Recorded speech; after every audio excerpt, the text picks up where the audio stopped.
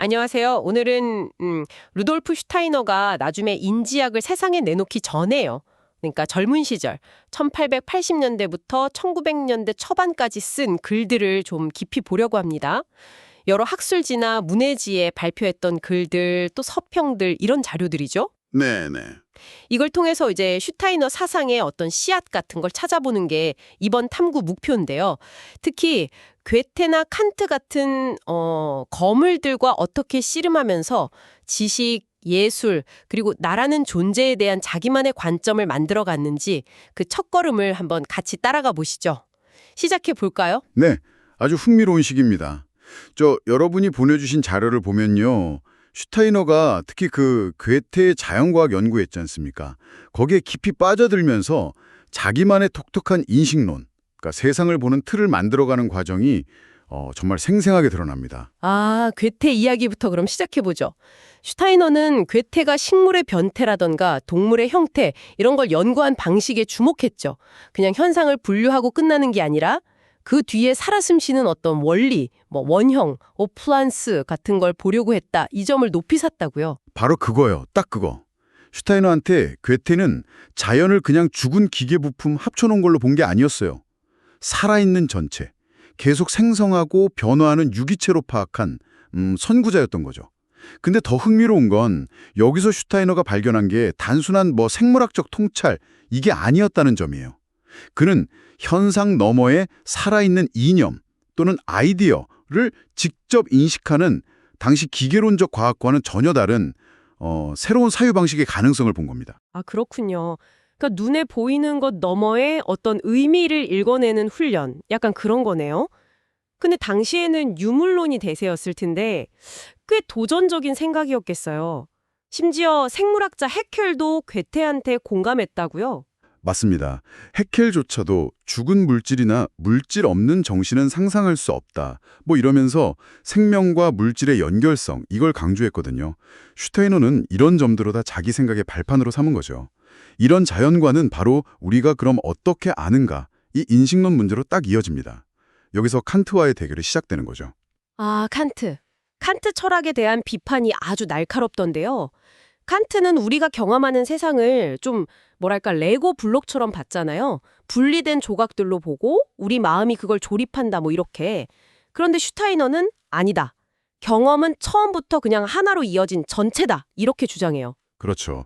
특히 칸트가 말한 그 물자체, 딩한식, 그러니까 우리가 절대 알 수 없다, 사물 자체의 영역이다, 이 개념을 슈타이너는 의미 없다고 딱 잘라 말합니다. 아니, 알 수 없는 걸 왜 권유하냐는 거죠.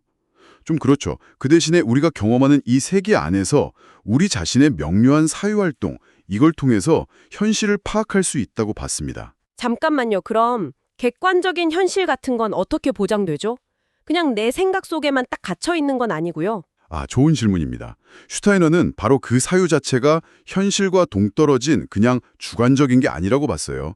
오히려 현실을 파악하고 심지어는 만들어가는 힘이라고 본 거죠. 흉처럼 단순히 경험의 어떤 습관적인 연상, 이걸 넘어서서 사유를 통해 필연적인 진리를 인식할 수 있다, 이런 거죠.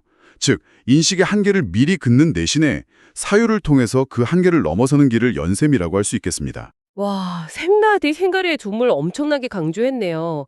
그렇다면 당연히 그 생각하는 주체, 즉 개인의 역할이 중요해지겠군요.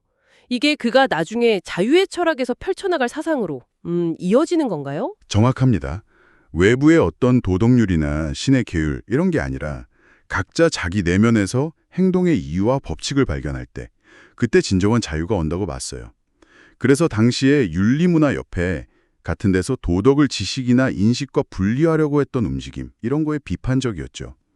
참된 문화는 개인의 내적 성찰과 인식 확장, 여기서 나온다고 본 겁니다. 쇼펜하우어의 의지나 하르트만의 무의식과는 달리 니체처럼 의식적인 자아의 역할을 아주 핵심에 두었습니다. 개인의 내면과 자유를 이렇게 강조하다 보니까 예술을 보는 눈도 좀 남달랐을 것 같아요. 아리스토텔레스나 레싱처럼 보편적인 아름다움의 법칙 이런 걸 찾으려는 시도에는 동의하지 않았다고요? 네, 슈타이너한테 예술은 그런 일반 법칙으로 이렇게 재단할 수 있는 영역이 아니었어요. 진정한 예술 작품은 예술가 개인의 고유한 개성, 그 누구도 대체할 수 없는 독창성에서 그냥 터져나오는 것이다. 이렇게 봤죠. 반복될 수 없는 딱 한 번뿐인 사건이라는 겁니다. 아, 그거 약간 훌륭한 셰프의 독창적인 요리를 레시피만으로는 다 설명할 수 없다는 거랑 좀 비슷한 느낌인데요. 아주 적절한 비유입니다.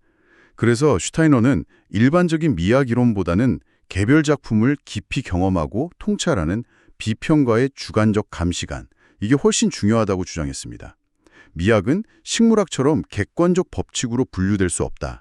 이런 생각이었죠. 오늘 이야기를 쭉 따라가 보니까요. 젊은 슈타이너가 괴테에게서 자연을 보는 새로운 눈을 배우고 또 칸트의 인식론적 한계를 넘어서려고 애썼고 그 결과 개인의 내면적 사유와 자유를 강조하고 이게 결국 예술관에까지 이어진 여정이 그려지네요.